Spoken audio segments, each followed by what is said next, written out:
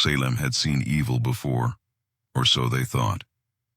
In the bitter winter of 1824, a girl barely 13 years old walked barefoot through the snow, her thin frame trembling in the biting wind, her dress torn and tattered, her face smeared with soot and ash, her eyes wide and hollow, like someone who had seen the gates of hell itself behind her. The town of Black Hollow lay in ruins, the once quiet settlement. Now nothing but smoldering remains, a silent grave of charred wood and twisted bodies there, lifeless forms frozen in the snow. No one knew her name. No one dared to ask. They only whispered in fear and awe, calling her the Devil's Daughter. Some swore they saw flames dancing around her even as she shivered in the cold. Others claimed she never made a sound as she passed through the town, like a ghost wandering from one nightmare to another. But whether she was a monster, a cursed child, or something far more dangerous, no one could say. All they knew was that wherever she came from, death and fire followed close behind. Black Hollow, Massachusetts was a place where time seemed to have stopped its march centuries ago. A place where whispers carried further than voices and shadows stretched long across fields that never seemed to yield enough harvest to keep hunger. Away, it was a village surrounded by dense forests that swallowed light and swallowed travelers too.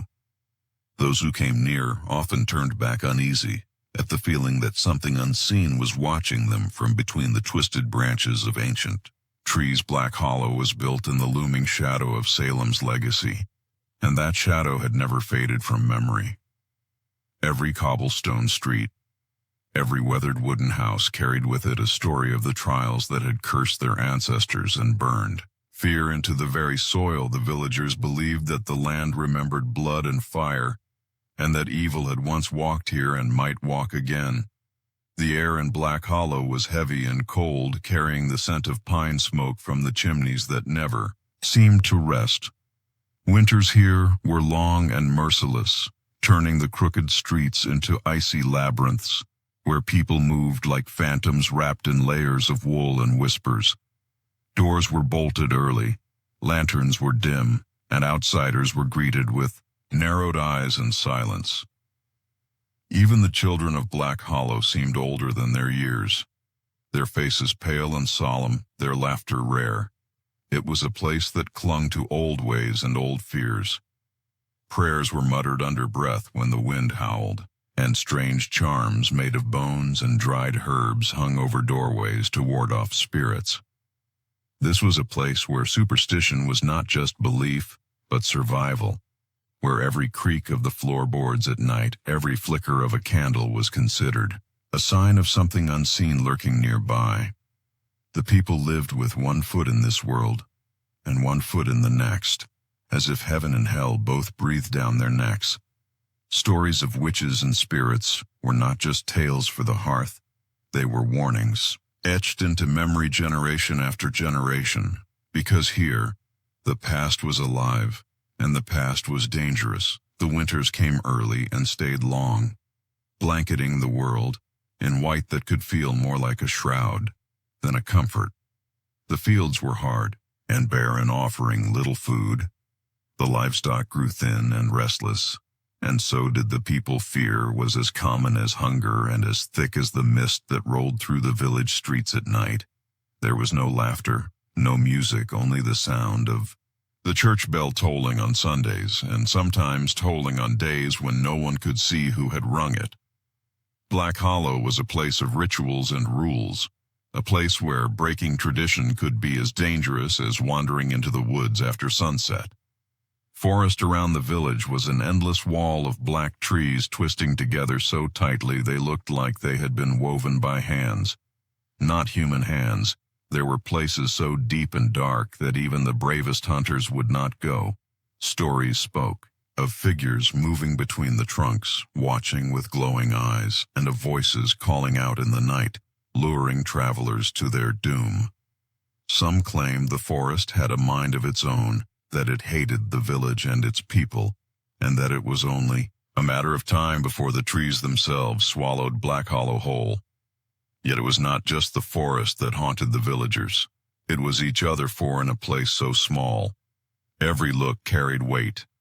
Every whisper spread like wildfire, and suspicion was as natural as breathing. The villagers carried in their blood the memory of Salem's trials, and they clung to their faith like a shield, a faith so rigid and unyielding that it crushed anyone who stepped out of line here. There was no room for difference, no room for strangeness, and when something happened that no one could explain, it was easier to point a finger than to face the fear that something unnatural might truly be walking among them. Their church was the heart of Black Hollow, a small stone building that seemed older than the village itself. Its steeple bent slightly, as if bowing under the weight of centuries. Its pews creaked beneath the weight of heavy hearts and heavier prayers. Inside it smelled of candle wax and cold stone and the faint iron tang of blood from generations of calloused hands gripping the same railings in desperation. Sermons were less about salvation and more about survival. The preacher warned of devils and witches and damnation with such conviction that even the bravest souls shivered under his gaze. The cottages were close together, as if huddling for warmth. Yet despite their closeness, there was no true sense of comfort. Each window was shuttered, each door locked with more than just a key. Charms of salt and iron hung beside door frames, and carved symbols were scratched into the wood meant to ward off spirits.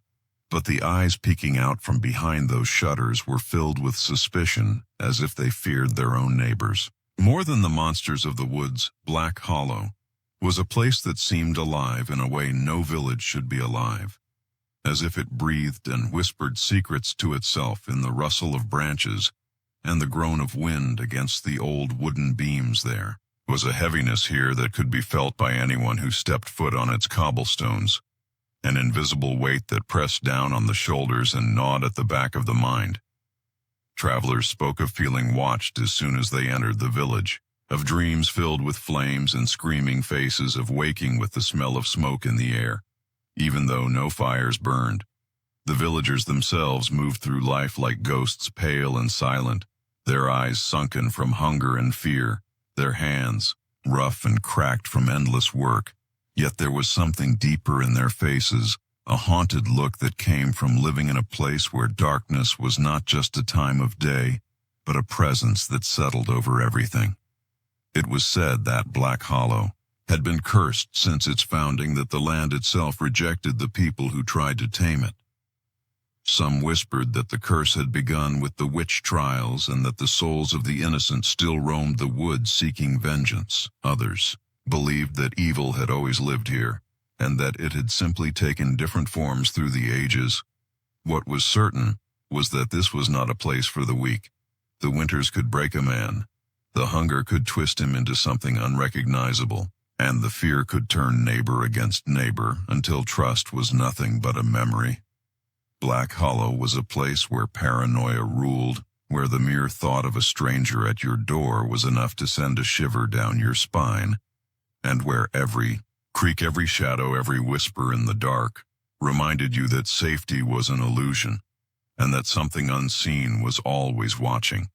And so life continued in Black Hollow, under a sky that was always gray and heavy, beneath trees that groaned like they carried the weight of secrets too terrible to speak, and within walls that had heard too many prayers that went unanswered. It was a place frozen in time, bound by fear and faith, and an unshakable belief that evil was not just a story told to frighten children, but a truth that walked among them. The arrival of the orphan girl was an event that no one in Black Hollow would ever forget, though they tried to speak of it as little as possible for fear that even her name, if she had one, would carry some kind of curse.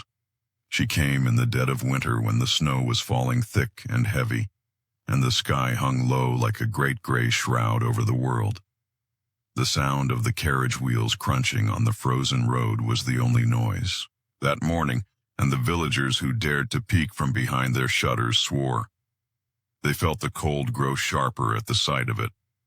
It was not a grand carriage, but an old weathered thing, its black paint chipped and its wheels worn thin, and yet It carried an air of dread with it, like a funeral hearse come to deliver something not to be mourned but feared. Inside the carriage sat the girl, pale as the snow that blanketed the ground, her face expressionless, her hands folded neatly in her lap like some delicate porcelain doll that had been forgotten in an attic for 100 years. Her dress was thin, ragged, and too small for her frame. Her hair hung limp over her shoulders, and her eyes, dark and unblinking, fixed on something no one else could see. She made no sound, not even when the carriage jolted over ruts in the road, not even when the driver cursed at his horses. She seemed more specter than child. And when the carriage finally stopped in front of the orphanage, its horses stamping nervously and snorting clouds of white into the frigid air, the villagers who had gathered at a distance whispered among themselves with unease. No one knew who had sent her, or why she had come. There was no letter of introduction, no name, to call her by, just a small leather satchel clutched tightly in her frail hands, and the rumor that spread like wildfire within hours of her arrival. She had been found in the ruins of a burned farmhouse, far to the north, a place where not a soul was left alive. The men who brought her to the carriage said she had been sitting in the ashes of the kitchen, staring at the charred remains of what might have been her family. Her dress covered in soot, her hair singed. Yet she bore no burns, no injuries, only that unnerving stillness in those hollow eyes. The orphanage matron, a severe woman named Agnes Stone, took the girl in reluctantly, muttering prayers under her breath as she led her inside the creaking building. Agnes was no stranger to hardship. She had raised many children who came to her with bruises both seen and unseen. But something about this girl made her hands tremble. She was cold to the touch, like ice, and she never spoke, not even to give her name. Agnes tried to coax words from her, but the girl simply stared back in silence, her gaze so steady it was as if she were looking straight through Agnes into something far beyond. The other children in the orphanage were drawn to her.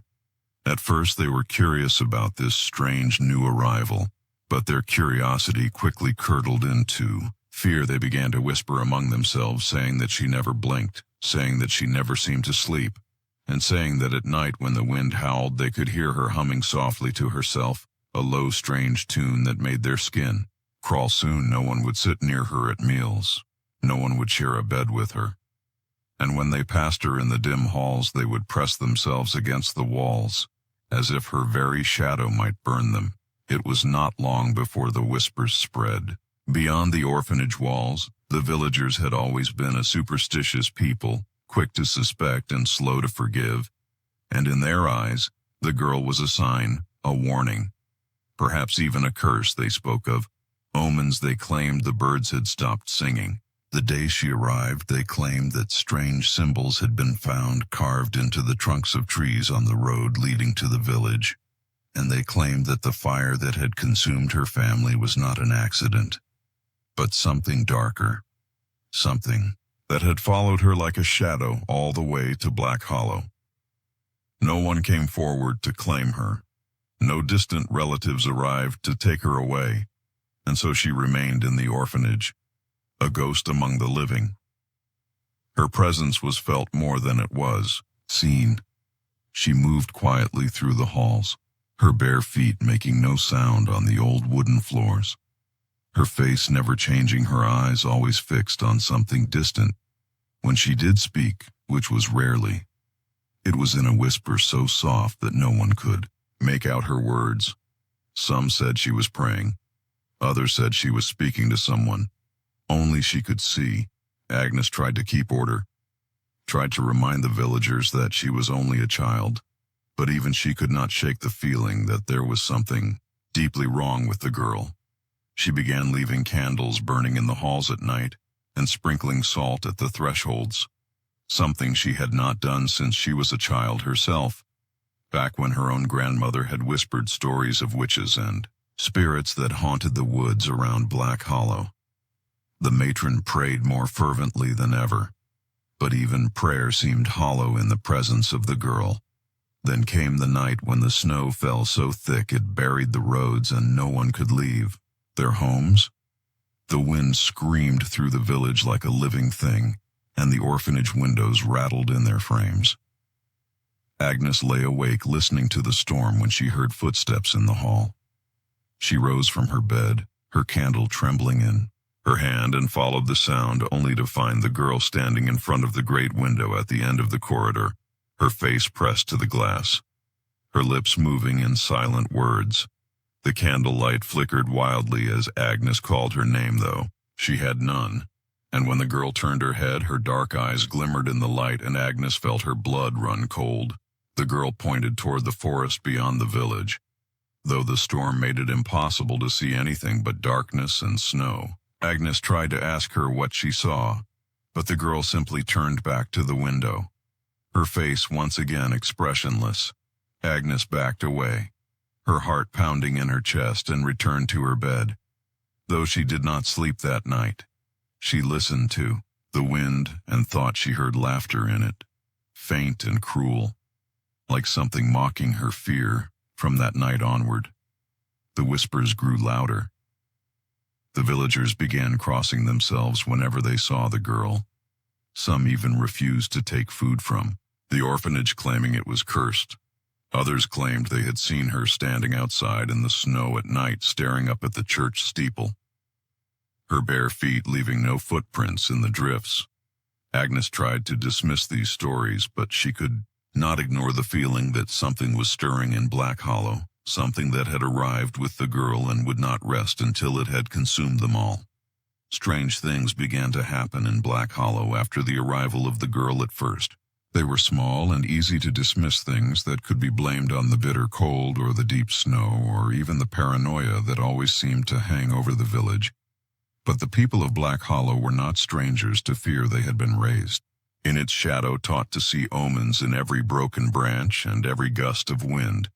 And so when the first cow was found dead in its stall with no mark upon it, no sign of struggle, not even frostbite to explain its sudden end, the whispers began. The farmer who owned the cow said he felt a heaviness in the air that morning, a weight that pressed down on him as if the sky itself were falling. He swore he heard soft laughter, though no one was there, and when he looked at the orphanage later that day, he saw the girl standing at an upstairs window, her face pale, her eyes dark and unblinking, watching him like a predator. Watches prey more livestock followed one by one, sheep, goats, even a prized horse, all dead without reason, their bodies untouched, their eyes wide open as if they had seen something so terrible that their hearts simply stopped beating. The villagers began locking their barns tighter at night, hanging charms over the doors and sprinkling salt around the foundations. But it did no good. Every morning someone else would wake to find another animal lying cold and lifeless. And every time someone asked why this was happening, their eyes would drift to the orphanage and the pale girl inside who had yet to speak her name. Then came the night when the church bell rang. Though no one had touched the rope, the sound shattered the silence of the village like a scream echoing through the darkness. Villagers woke from their beds, hearts pounding, and gathered in the streets, their breath visible in the frozen air. They stared up at the steeple, the bell swaying slowly back and forth, its mournful toll carrying through the snowstorm. It rang 13 times, and then stopped, leaving a silence so heavy it felt alive. Men with lanterns searched the church from top to bottom but found no footprints, no sign of an intruder. The bell rope hung still and untouched, yet every person who stood in that cold silence that night swore they felt something watching them from the shadows. Something patient and cruel. The nightmares came next. They began with the children. The same children who had once giggled and played even in the harsh winters, now waking in the middle of the night screaming of fire. They all described the same thing. A girl, standing in flames, her face calm, her dress smoldering but her skin untouched. Some said she was smiling. Others said she was crying. Though no tears fell, And in every dream, she turned her head and looked directly at them as if she could see them. Through the dream and into the waking world, the mothers of Black Hollow grew pale with fear. They hung crosses above their children's beds. They whispered prayers over them at night. But still the dreams came until some of the children refused to sleep at all. Soon, the villagers began avoiding the orphanage altogether. No one wanted to go near the place. Some swore they heard humming drifting from its windows in the dead of night. A strange low melody that made the hairs on their arms stand up. Others said they had seen the girl walking through the snow barefoot, her pale feet leaving no prints, and when they told these stories in whispers by the dim light of their hearths, they began to call her the devil's daughter. They said she was sent to Black Hollow as a punishment, that her presence was a sign of God's wrath, and that worse things were coming. Ain Stone, the matron of the orphanage, tried to reason with them. She tried to tell them the girl was only a child, that they had no proof of her guilt. But even she felt the creeping chill of doubt. Her prayers grew longer, her candles burned lower, and she caught herself glancing at the girl with fear in her heart. More than pity, the child had not spoken a single word since her arrival. Yet there was something in her eyes, something ancient and terrible, that made Agnes shiver whenever she saw her. The villagers began to notice other things, small signs that they whispered about, but never spoke of openly. Fires burned lower in their hearths, as if some unseen force was drinking the warmth from their homes. Milk soured faster than usual. Bread grew mold overnight, and the sky seemed darker even in the daylight, as if clouds hung over Black Hollow that no wind could move. The forest surrounding the village grew quieter. No birds sang, no animals moved, and even the hunters began to fear entering the woods, saying the trees themselves seemed to lean closer as if listening. Everywhere she went, the girl carried silence like a cloak. She drifted through the halls of the orphanage like a shadow, her face empty of expression, her eyes watching everything with a stillness that made even the bravest men uneasy. When villagers passed her on the street, they averted their gaze. They clutched charms in their pockets. They made the sign of the cross and whispered prayers under their breath. Some even spat on the ground behind her for protection. But she never reacted, never blinked, never spoke. Rumors spread faster than the winter wind. Some claimed she was a witch sent to finish what the trials in Salem had. Not others whispered that she was not human at all, that she was a spirit wearing the shape of a girl, that she had crawled out of the ashes of her family home, not as a victim but as something born of the flames. Others went further still, saying she was the daughter of the devil himself, sent to Black Hollow to bring ruin and fire. Once more, fear became a constant companion in Black Hollow. The villagers began keeping watch at night, posting men with lanterns and muskets at the edge of the square. Yet even they felt uneasy. Their hands shook as they stood guard, and more than one swore they saw movement. In the shadows, a flicker of light that vanished when they turned their heads. Some said they could hear footsteps crunching softly in the snow, though no one was there, and one man even claimed to have seen her reflection in a window while she stood behind him. But when he turned around, she was gone. By the time spring should have come, the fear had sunk into the bones of the village like frost. The people spoke only in whispers, glancing constantly over their shoulders. Children clung to their mothers and cried themselves to sleep, and the air itself felt heavy, as if weighed down by the eyes of something unseen. And in every conversation, in every prayer, in every desperate plea for safety, there was one name they used for her: the devil's daughter, the cursed child who had brought Black Hollow to its knees without ever lifting a finger, without ever speaking a word. The night of the first fire began like so many others in Black Hollow, silent, heavy with snow, and alive with the biting chill of winter. The villagers had grown used to the sound of the wind rattling their shutters and moaning through the chimneys. But that night the air felt different. There was a strange stillness, a suffocating weight pressing down on the town, like a warning, though no one yet understood what it meant. The moon was veiled behind clouds, and the forest loomed blacker than ever, its trees swaying gently as if whispering secrets to each other in the darkness. The orphanage was quiet, its windows dark, the pale girl somewhere inside, like a shadow sleeping with her eyes open, or perhaps not sleeping at all. The barn stood at the far edge of the village, a weathered old structure that had stood for generations, sheltering livestock through countless winters. The farmer who owned it had gone to bed early that night. Like many others, his lantern snuffed out. His door bolted against the cold outside.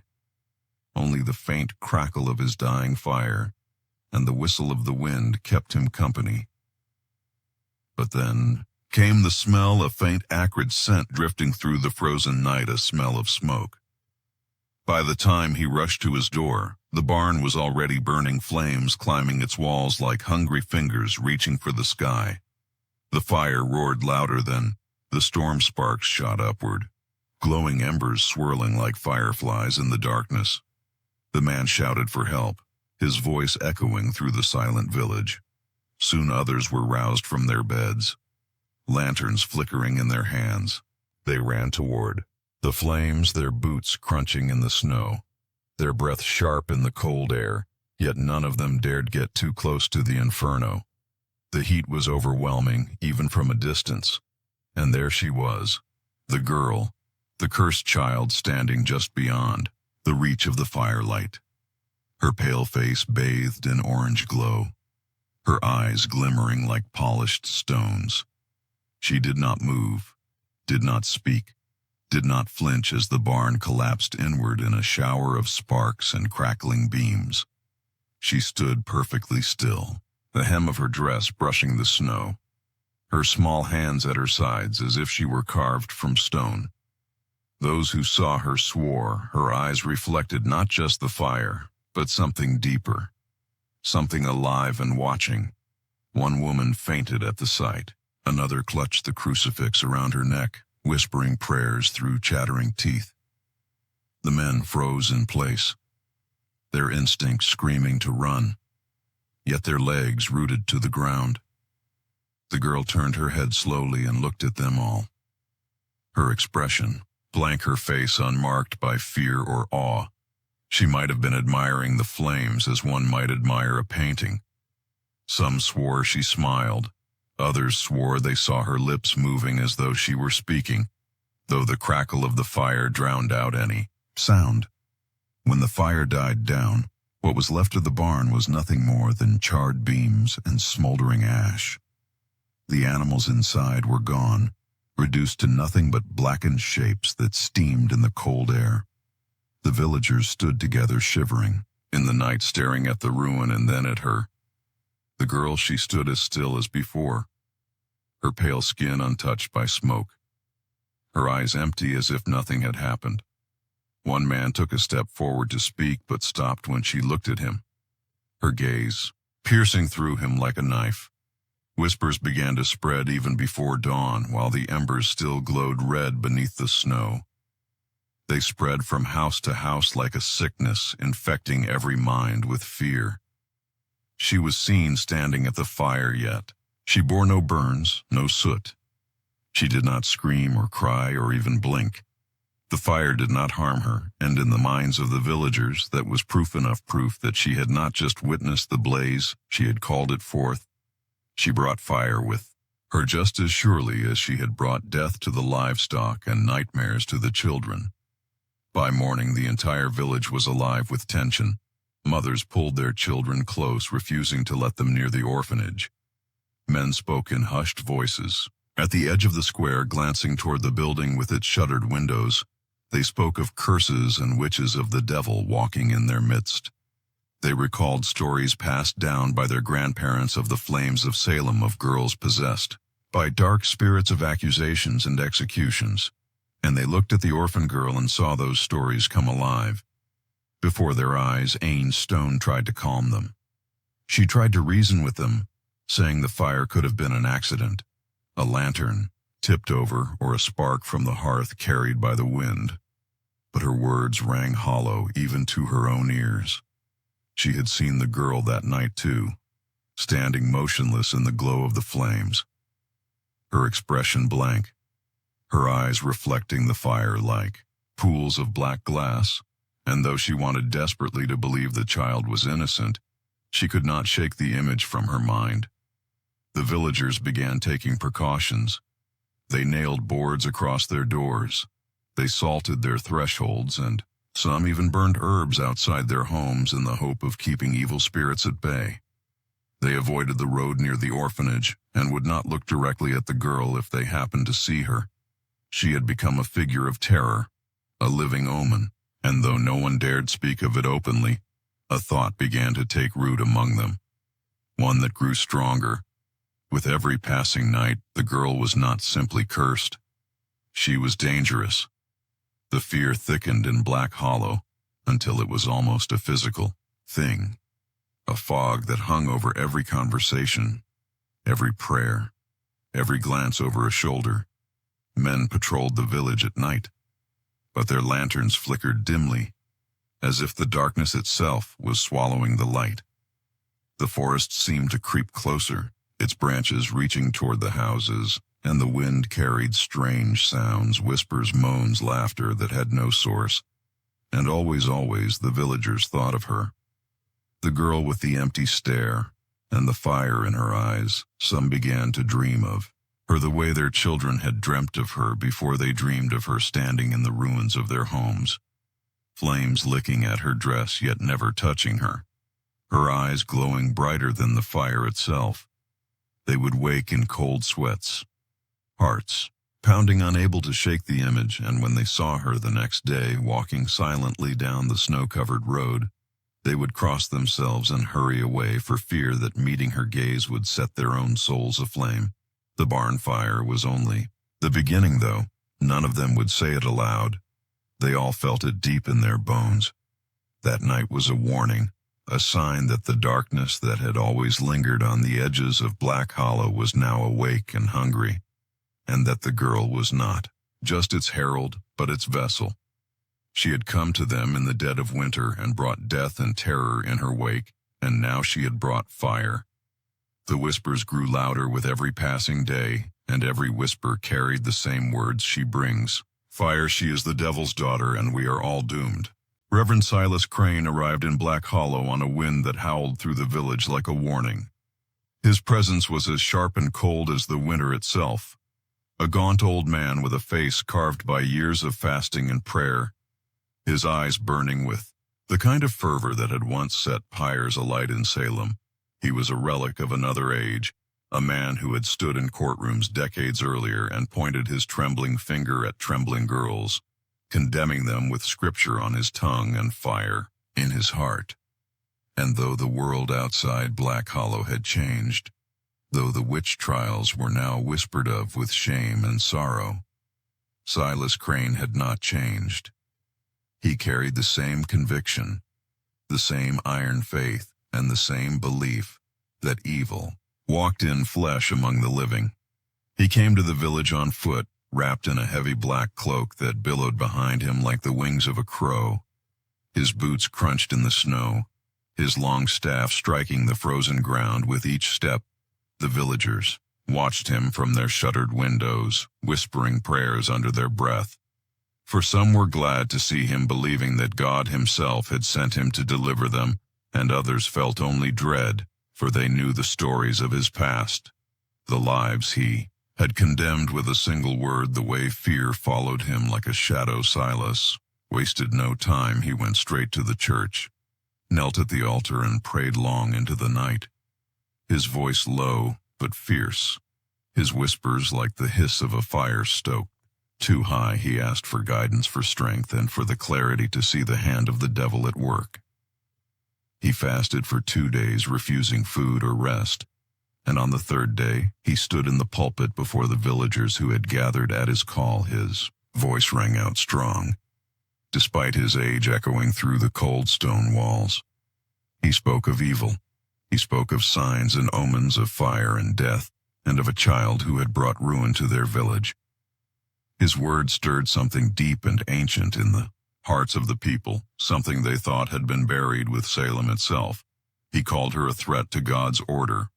He declared that her presence was a test, a temptation meant to lure them into sin and damnation. He spoke of the serpent that came, in innocence, the wolf that wore the fleece of a lamb, and his voice was so steady, so sure, that even those who had doubted began to wonder if he was right. He told them the devil works in silence.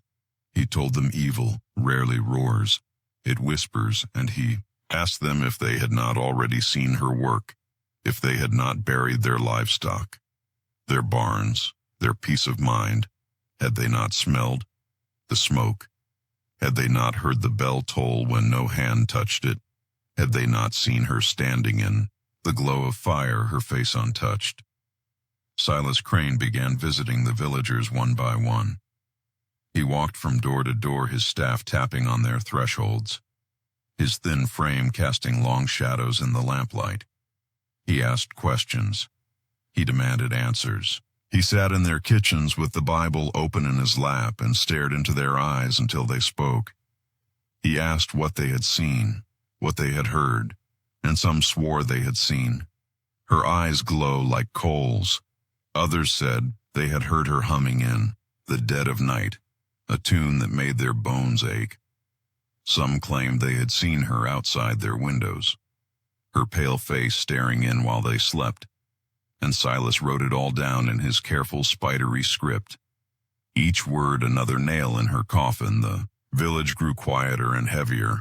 With every passing day, suspicion seeped into every corner of Black Hollow like smoke. Children no longer played in the streets. Women hurried through their errands with their heads down, and men gathered in whispers outside the church, their lanterns flickering in the icy wind. The orphanage itself seemed darker than ever, its windows like black eyes watching the square. The girl moved through its halls in silence as always, but now every creak of a floorboard, every flicker of candlelight was cause for fear. Agnes Stone tried to protect her, tried to keep her out of sight, but Silas Crane always seemed to know where she was, always seemed to appear like a shadow at her door. His obsession grew with every day. He prayed longer. He slept less. His sermons became more intense, more frenzied, until the villagers began to tremble when he spoke. He told them that God had sent him a vision of Black Hollow burning to the ground, and of a child standing in the ashes. He said he had seen her in his dreams, just as they had seen her in theirs, and that this was a sign of truth, not madness. He told them she was not a child at all, but a vessel of evil, and that their souls would be weighed against how they chose to act. Agnes began to fear him almost as much as she feared what he claimed. She would wake at night to find him standing in the orphanage doorway, his thin figure outlined by the lantern he carried, his eyes fixed on the girl sleeping, or perhaps only lying still in her bed. He would not speak. He would only watch and then disappear into the darkness, his footsteps fading on the stairs like a ghost. She began to bar her doors at night, though she doubted even a lock would keep him out. The fear that had once been whispers now grew into a constant hum in the air. It clung to the village like frost.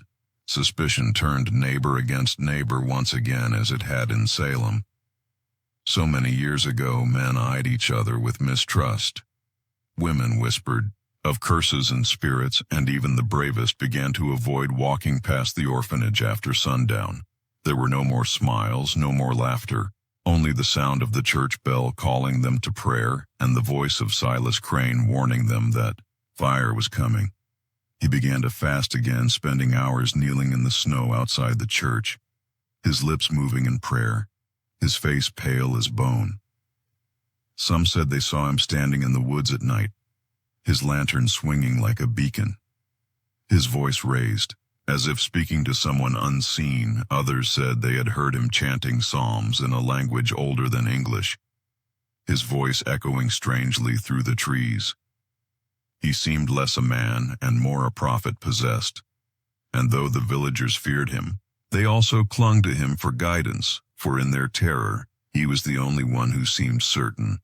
Soon the people began to gather at his command. They met in the church, their faces lit by flickering candles, their breath visible in the freezing air. And there Silas spoke of judgment. He told them they could not allow evil to grow unchecked, that God himself demanded action. He reminded them of the trials of old, of the witches who had once walked these lands, and how the devil was clever. How he could hide in innocence, and he asked them what would happen if they did nothing. How many barns would burn? How many families would perish before they understood what she truly was? And so the seed of hysteria bloomed in Black Hollow like a poisonous flower watered by fear and scripture. Silas Crane had come like a shadow from the past, dragging with him the ghosts of Salem, and he would not rest until the girl was condemned, until the village was purged of her presence, and perhaps by then it would be too late for anyone to see that the darkness consuming them had not come with her. It had always been here, waiting. Black Hollow was no longer a village. It was a trap of fear and suspicion, a place where shadows moved like living things, and the air smelled always of smoke. It began with a single barn, but now houses were burning, homes that had stood for generations, reduced to blackened skeletons in the snow, and always there were stories of the girl standing nearby, her pale face glowing in the firelight, her eyes wide, unblinking, her dress untouched by soot or ash. Neighbors claimed to see her on the edge of their vision, her small figure lingering in alleyways at the edge of the forest by the frozen river. And yet she was never caught, never questioned, never punished. She would appear and vanish like mist, leaving only whispers behind. The fires grew bolder. They came in the dead of night while families slept. They woke coughing, choking on smoke, only to find their doors sealed with pitch-thick black tar smeared across their latches, making escape a desperate struggle. Men hacked through wood with axes, dragging wives and children out into the bitter cold as their homes collapsed in flames. Some swore they had heard laughter high and thin like the cry of an owl. Others said they saw small footprints in the snow leading away from the ruins. Footprints too small, too delicate for a grown man to have left, and yet too light for a child burdened by winter boots. The third fire. No one slept easily. Mothers kept their children close, their arms wrapped tight around them as if love alone could shield them from the creeping evil men patrolled the streets with torches, their breath fogging in the cold, their hands gripping muskets and axes as if ready to battle the devil himself.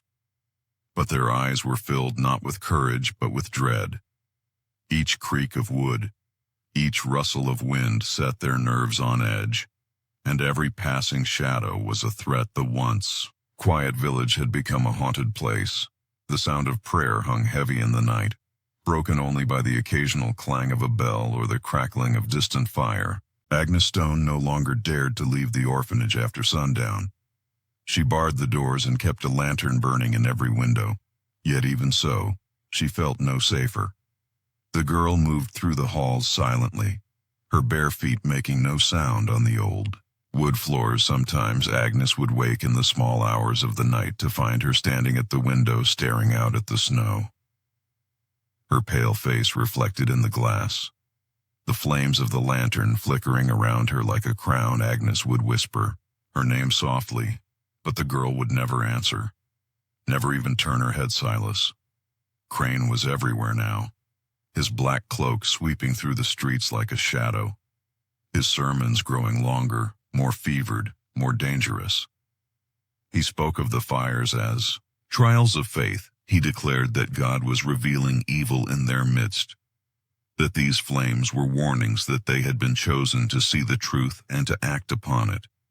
His voice echoed from the church every evening, filling the village with its cold fire. He preached that innocence was the devil's favorite mask, that the girl was not flesh and blood but a spirit sent to test them, and that to spare her would be to invite damnation upon them all. His words fed their fear, and fear fed his power. Men no longer spoke of rebuilding.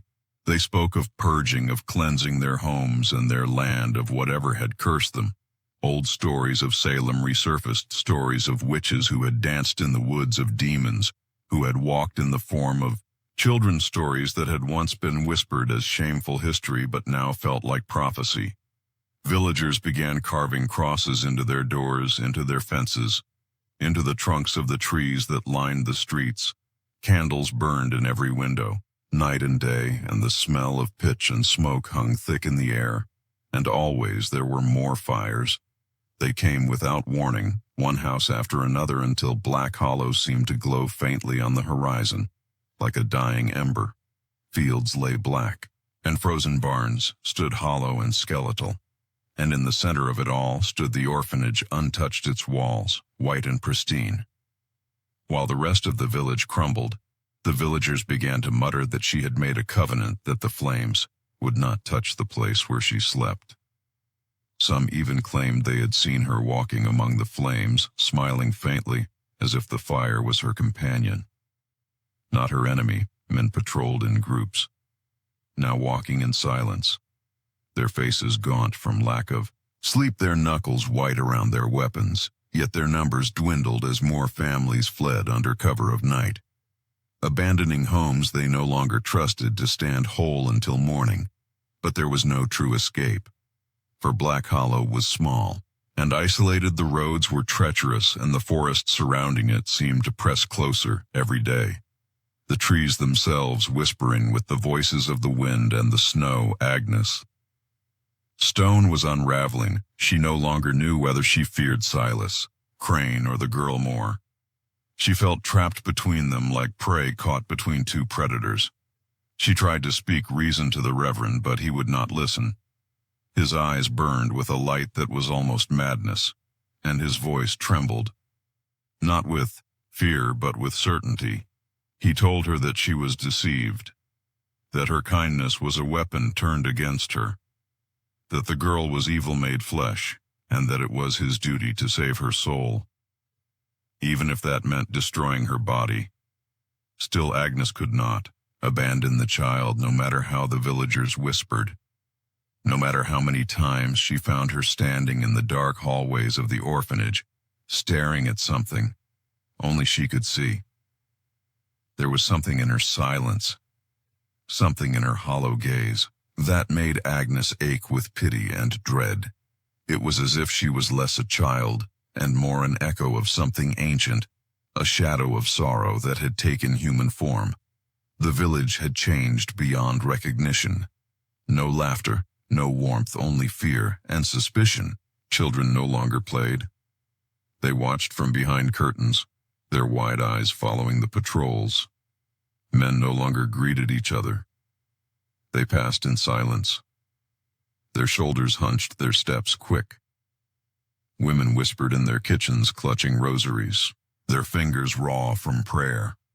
Black Hollow had become a place where even hope felt dangerous, and through it all the fires continued to burn, each one a message written in smoke and ash.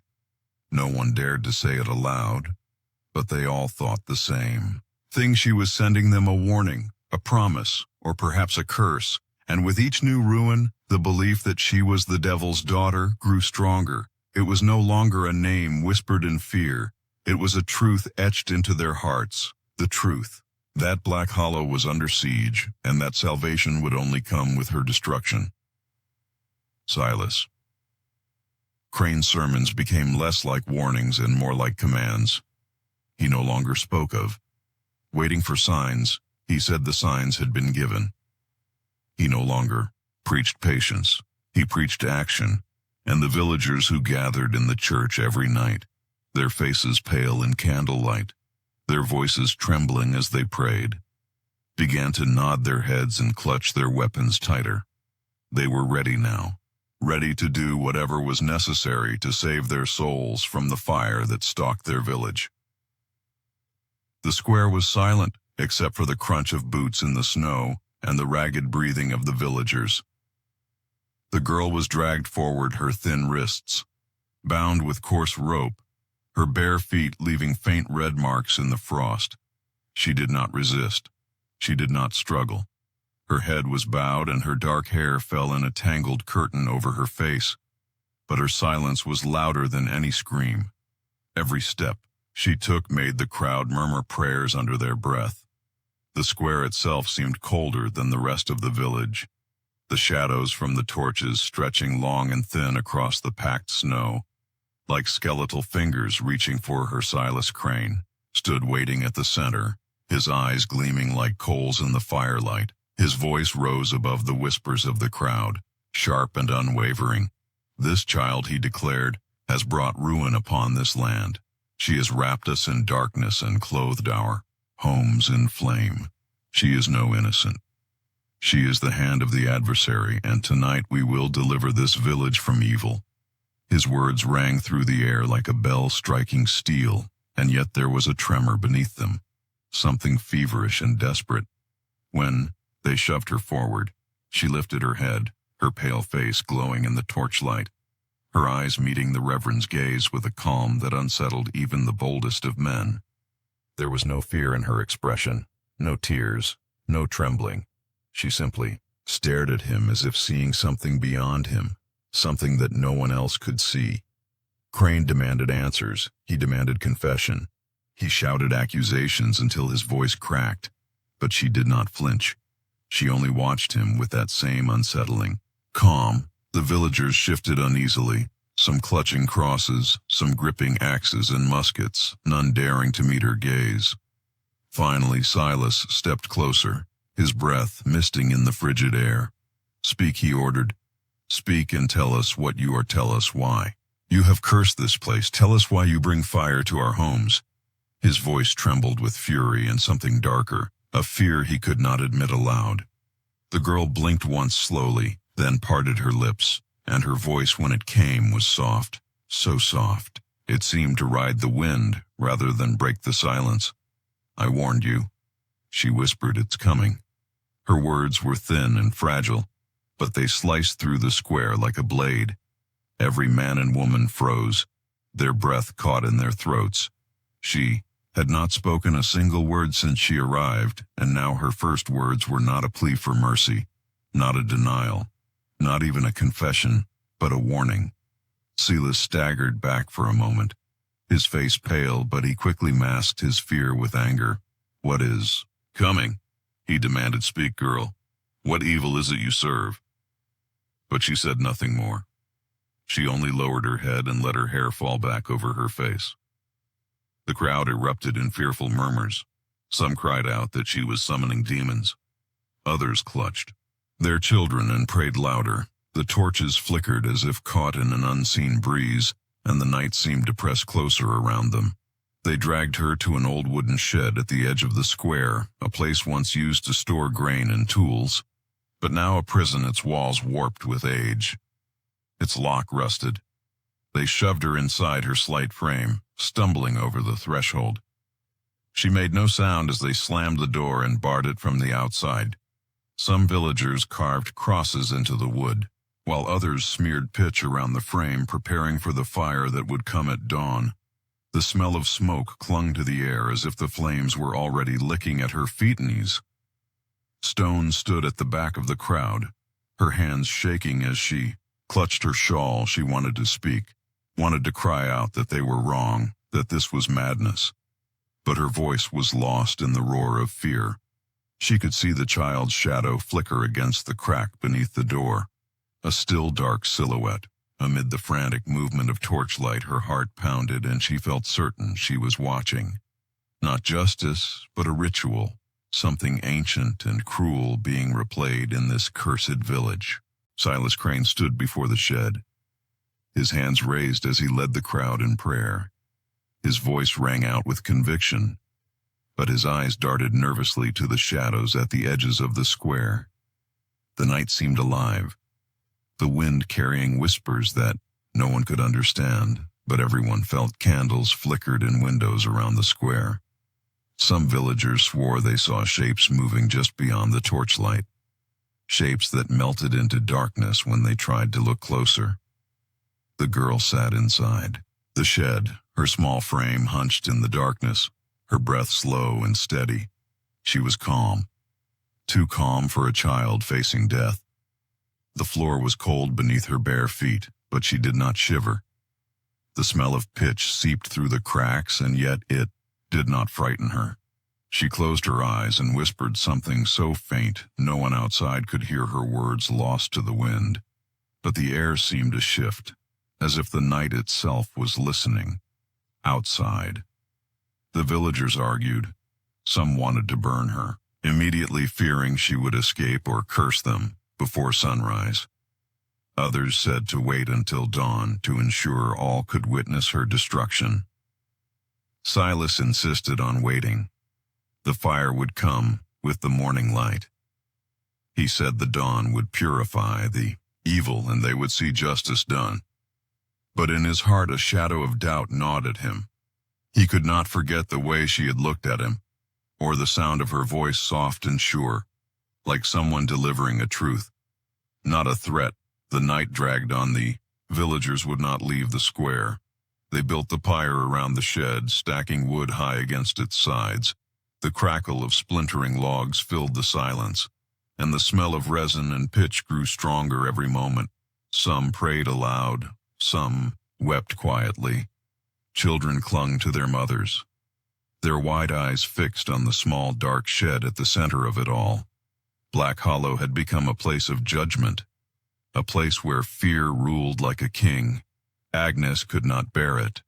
She moved closer, her steps slow, hesitant, until she stood near the shed. She knelt and pressed her ear to the rough wood, hoping for some sign, some sound. But all she heard was breathing, slow, steady, unafraid. She whispered softly through the crack, "Girl, can you hear me? Do you understand?" But there was no answer. Only silence, thick and heavy as the snow that fell in soft flakes around them. Silas watched her and his eyes hardened. "Agnes," he said, "step away. She is beyond saving. Step away before she takes your soul with hers." But Agnes did not move. She felt something in that silence, something she could not name. A sense that the child was not pleading for mercy because she did not need it. She was not afraid because she knew something they did not. The torches burned. Low the snow thickened, and the villagers huddled together, their breath misting in the bitter wind. Dawn was hours away, but no one dared to sleep. They all waited, their eyes fixed on the dark shed as if expecting it to burst into flames on its own, and perhaps some part of them believed it would. The air grew colder, the night quieter, yet heavy with something unseen. Inside the shed, the girl opened her eyes. Her lips curved into the faintest of smiles, and she whispered again, not a prayer, not a plea, just words carried on the cold air. "It's coming," she said softly, and the wind outside howled through the square like a beast awakening from slumber. The first gust of wind tore through the square with a shriek like some unseen creature crying. Out in fury, torches sputtered and went dark, plunging the villagers into shadows. Their breath hung in the freezing air, and the snow that had been falling all night suddenly stopped. The silence that followed was deep and suffocating, a stillness so unnatural that even the bravest among them tightened their grip on their muskets and axes. Then came the smell, a sharp, acrid scent of smoke. But there had been no spark, no flame, no torch left burning, and yet the smell thickened and curled through, the square twisting in the wind like a warning. Silas Crane lifted his head and froze his eyes, scanning the darkness as the first scream tore through the night. A cry so raw it sent shivers down every spine.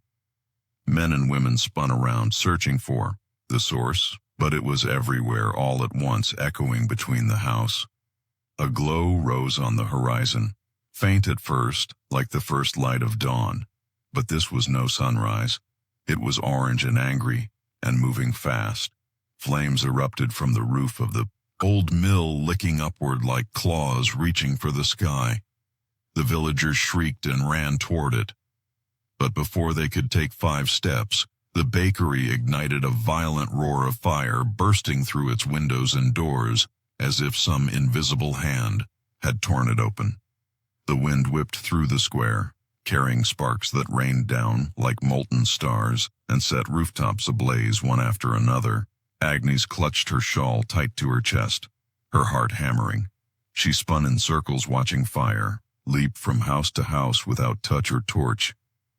It was as if the flames were alive, dancing across the rooftops with gleeful hunger. She looked toward the shed, her breath catching in her throat.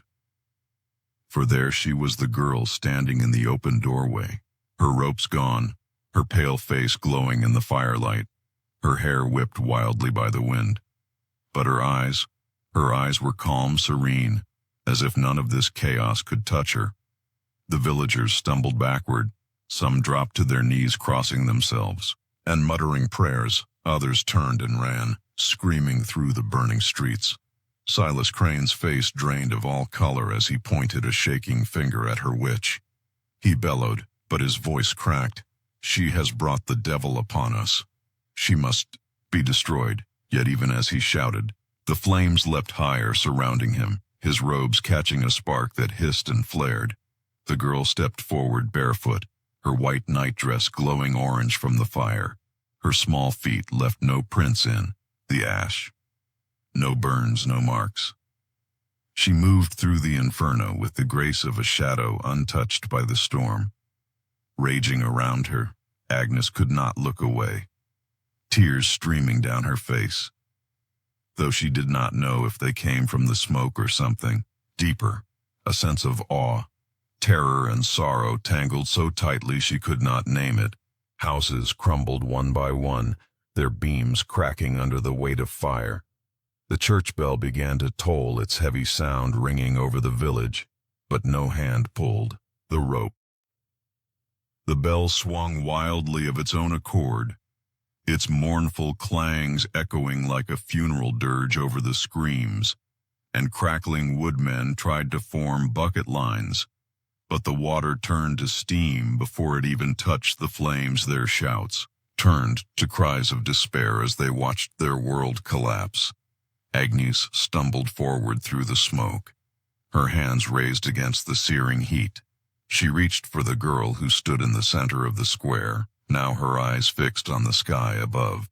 The storm churned black clouds glowing red from the fire below.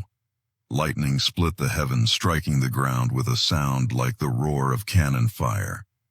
Sparks exploded in all directions, setting the last untouched buildings aflame.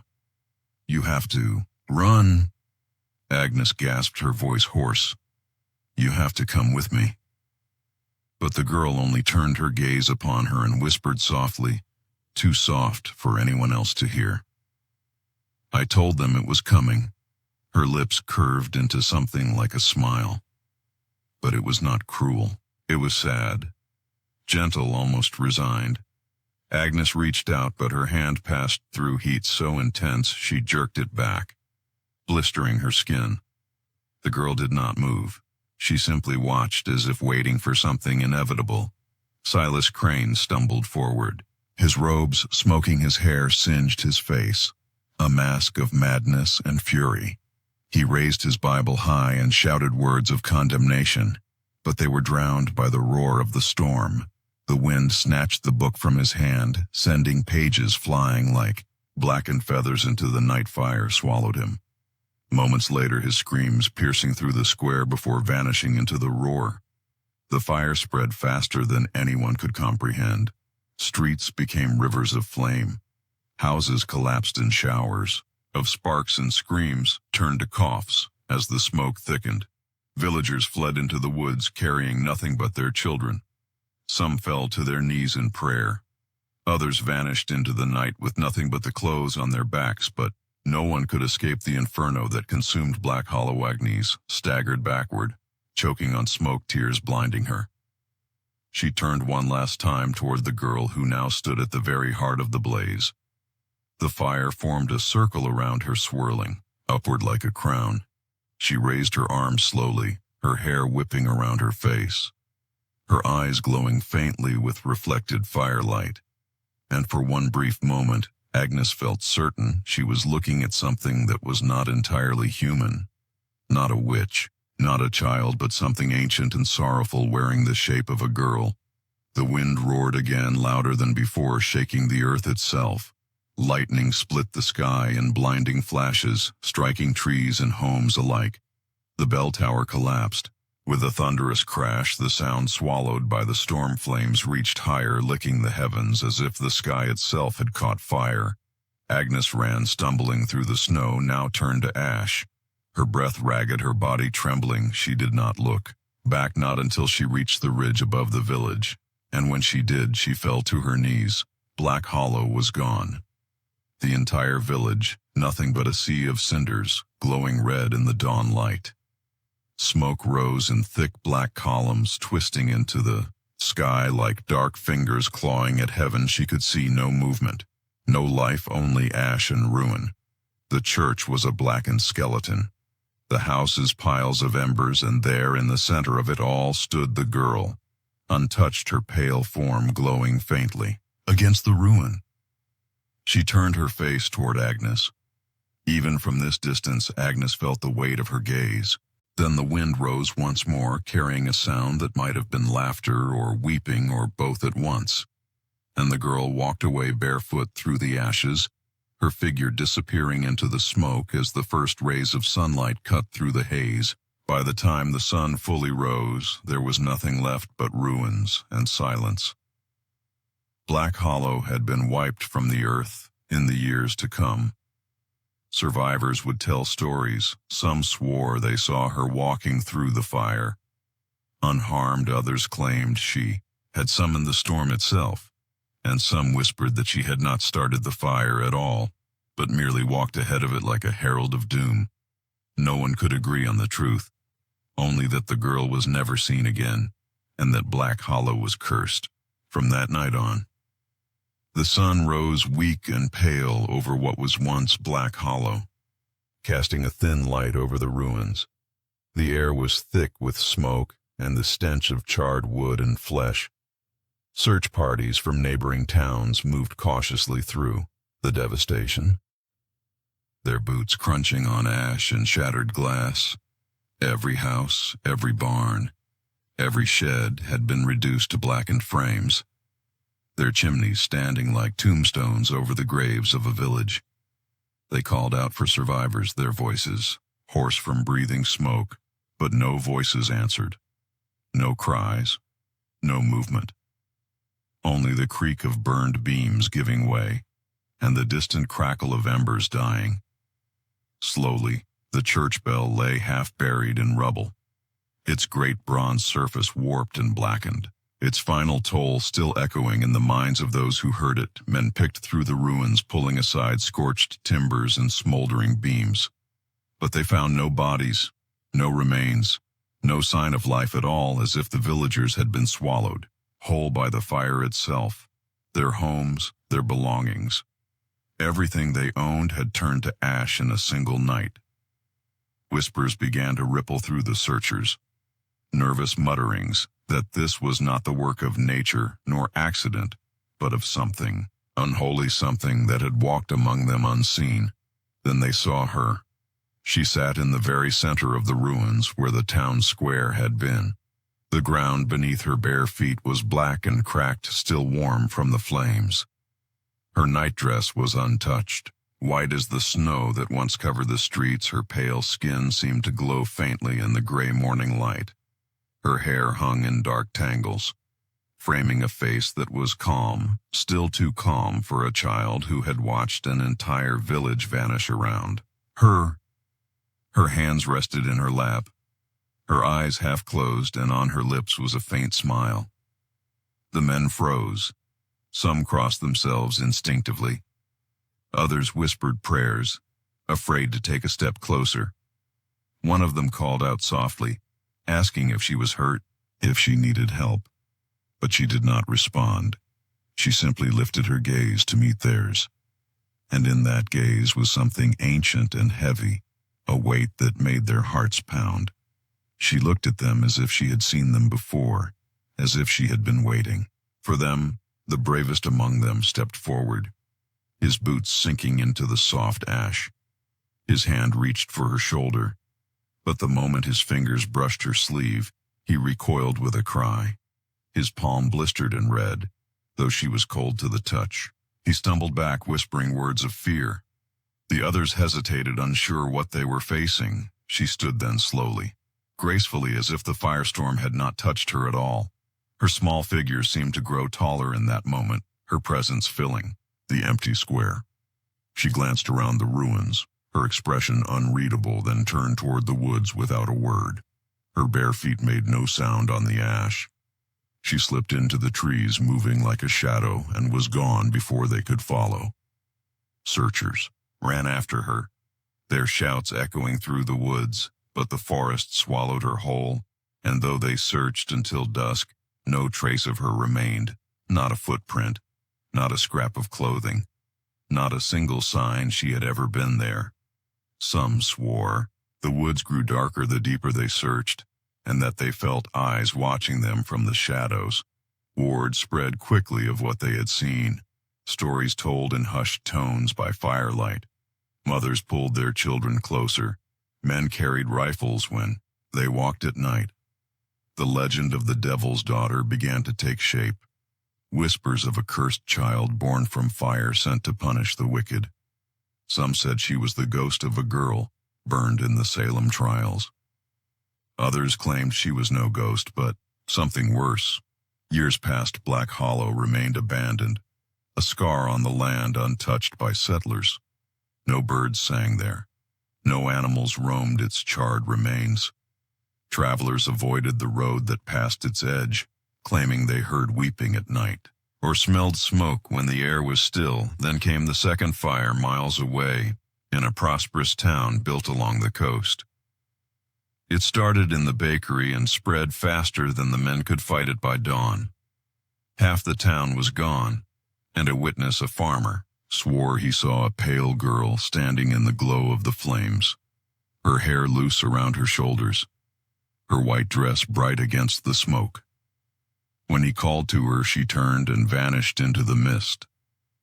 First, no one believed him, but as the years went on, fires swept through other villages and cities, and in each place there were whispers of a girl barefoot and smiling, watching as the flames consumed everything. One sailor claimed he saw her standing on a cliff above a burning port, her dress whipping in the wind, her eyes glowing faintly like embers. A merchant woman swore she found a child wandering alone after her home burned, but when she brought her to safety, the child disappeared in the night, leaving only ashes in her bed decades. Past the girl never aged. Some claimed to see her in the same white dress, pale and calm, walking through towns. Just days before tragedy struck, others insisted she brought warnings that no one heeded. She spoke few words, always the same: "It is coming." She would say, her voice soft and flat. "It is coming," and always it came. Firestorms that consumed entire villages, lightning strikes that set forests ablaze, flames that burned hotter than any man had ever seen. By the turn of the century, the legend was known across New England and beyond. Sailors spoke of her in port cities. Farmers told her story by candlelight. Travelers swore they felt her watching from the trees when they passed through certain roads in the dead of night. Old priests claimed she was a demon wearing the face of a child. Others whispered she was an angel of judgment sent to purge the wicked. No one agreed on what she was, only that where she walked, fire followed. Black Hollow itself faded into memory, its ruins swallowed by forest, but no trees grew tall. There the ground was cursed, the soil stained black beneath the roots. Those brave enough to camp there said they woke to the sound of footsteps circling their tents, and in the distance a faint light flickering, like a lantern. But when they followed it, they found only smoke drifting over the old town square, and the shadow of a girl standing alone. And so the legend lived on, a tale told to children to keep them from wandering at night. Yet even the oldest skeptics admitted something strange moved in the woods. For when fire swept through a modern town, There was always someone, a lone witness, who claimed to see her standing in the glow, smiling faintly before disappearing into the smoke. They called her the Devil's Daughter of Salem, and her name became a shadow passed down through generations, spoken softly by firelight when storms raged outside and the wind rattled windows. Her story was more than a warning. It was a curse etched into the soil of Massachusetts and the minds of those who dared to remember her. Some called her a witch, others a demon or a lost child, born in smoke and baptized in fire. But none could agree on where she came from or why she came at all. In the archives of Essex, county historians pored over scraps of parchment yellowed and brittle with age. The records spoke little, and what they did say raised more questions than answers. A ledger from a crumbling orphanage held a single line, a smudge where a name might have been, and a note written in a trembling hand found in the ruins of a burned home. No family, no kin. And beside that entry was a sketch crude and unfinished, showing a girl no older than 10, her hair long, her eyes dark, her expression unreadable. Yet the drawing seemed alive, the faintest hint of a smile curling her lips, and behind those eyes was something no artist could capture. A heat, a glow, as if the page itself might burn under the weight of her gaze. Villagers whispered that she walked among them in silence, watching, listening her bare feet, leaving no mark on the dirt paths. They claimed she brought no sound with her, no rustle of fabric, no crack of twigs. Only the scent of smoke that lingered long after she passed the fires came. First as small blazes, barns, livestock pens, sheds, then homes. Entire streets were consumed as if by a windless inferno. And she was always there, standing among the flames, untouched. Some scholars argue that Black Hollow never existed, that the map makers of that era invented it as a ghost story. A cautionary tale for God-fearing families who dared to let superstition waver. But the old men of Salem would shake their heads and point to the woods east of the river. They would tell you of the clearing, where no grass grows, and the stones blackened by heat so fierce they crumbled to dust. Those who dared to camp there reported waking in the night to find footprints circling their tents or smelling fire. Though the air was still and cold, one traveler swore he followed the sound of a child humming, only to find himself lost for hours in darkness, even as his lantern flickered and died. Preachers of the time declared her a sign of God's wrath, and yet none dared to confront her. Not after what happened to Reverend Silas Crane, for his name, too, appears in those records a man of fire and brimstone who had once sat in judgment during the final echoes of the Salem trials. He vanished the same night. Black Hollow burned, and though his Bible was found charred at the edges, his body was never recovered. The stories spread and evolved as they always do. Some say she was not a child at all, but an ancient spirit, an echo of every soul who perished unjustly in the flames of Salem, a force born of vengeance and grief. Others claimed she was the daughter of a witch who cursed her with the gift of fire, leaving her to wander the world as a harbinger of destruction. There were those who insisted she was merely a girl wronged by fear and cruelty, driven to madness, and that the rest was superstition built over decades, but none could explain why towns kept burning. As time marched on, the legend grew older, but it did not fade from the woods around Salem to the rocky shores of Gloucester. Whispers followed her name. Hikers in the dead of winter reported seeing footprints in snow that led nowhere, their trails ending abruptly, as if the child had taken flight. Hunters swore they smelled smoke on windless days, the faint acrid scent curling through the pines with no sign of fire. Tourists who dared wander the old paths spoke of glimpses of a pale figure watching them from a distance, her dress white as frost, her face still and unreadable. Historians have tried to trace the timeline of sightings, the fires, the disappearances, yet nothing fits neatly together. Her presence seems to slip through centuries, sometimes decades, apart, sometimes mere months. One town burns, Another sees her silhouette at its edge. A boy vanishes near a ruined mill.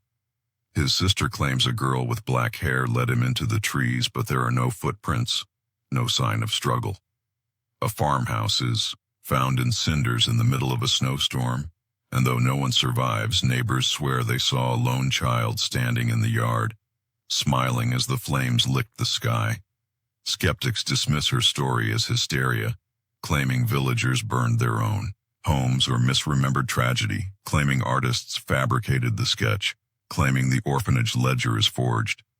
But believers know better. They gather pieces of evidence as if assembling a puzzle.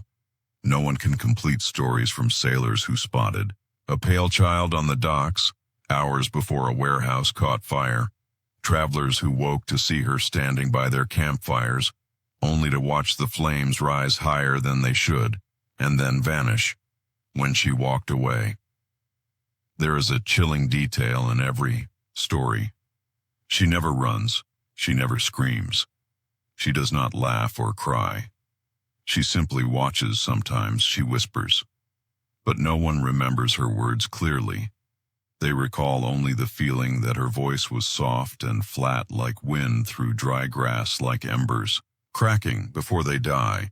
And then the fire comes centuries later. Black Hollow is gone, swallowed by forest and memory. Yet locals warn that the soil there remains cursed. They speak of ash rising in the air when there is no wind, of lanterns flickering, and dying for no reason, of voices on the edge of hearing a child humming a lullaby. No one recognizes when fog rolls in over the trees. Hikers say they feel a sudden heat as if standing near a roaring blaze. Though the woods are frozen and still in Salem itself, her story is a curiosity, a tourist attraction, a tale for ghost tours. But the old families know better. Their ancestors fled the flames. Their grandparents saw the girl themselves. They remember the smell of smoke in their hair and the orange glow on the horizon. They warn their children not to wander into the forest at dusk, not to follow the sound of a child laughing, not to ignore the scent of burning pine that creeps under doors.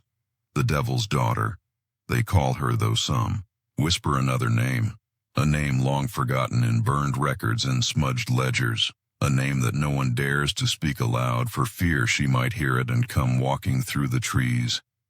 Her bare feet silent, her eyes glowing faintly like embers, and, on certain nights when the moon hides and the sky is low with fog, they say the forest glows faintly as if lit from within.